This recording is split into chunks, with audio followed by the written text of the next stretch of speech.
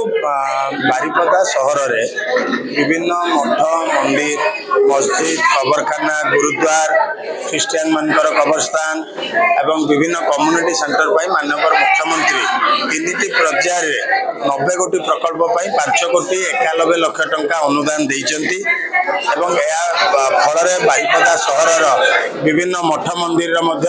उन्नतीकरण हो पार सबुठू ता भर उल्लेखयोग्य घटना होची जे आमर कुर्मी समाज गोटे प्रशासनिक भवन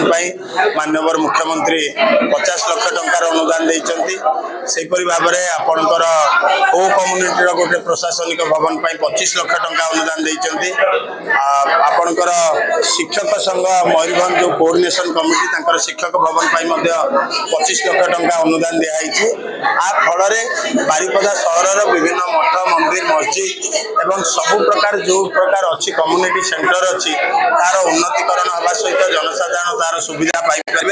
से बारिपदावासी तरफ माननीय मुख्यमंत्री को अशेष अशेष कृतज्ञता ज्ञापन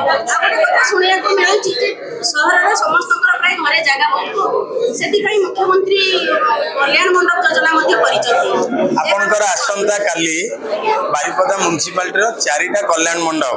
आपणकर काली आम शिलान्यास सभा जाऊँ गोटे वार्ड नंबर 1 बेलगड़िया गोटे वार्ड नंबर 16 आपणकर परेड पड़िया वार्ड नंबर 27 तकतपुर ठारे एवं वार्ड नंबर 25 पालबनी ठारे 4टा आपणकर गोटे गोटे कल्याण मंडप पाखापाखि 3.5 कोटी टंका व्ययबराद अच्छी तेणु 4टा कल्याण मंडप आपणकर आनुमानिक अटकल 15 कोटी टंका है।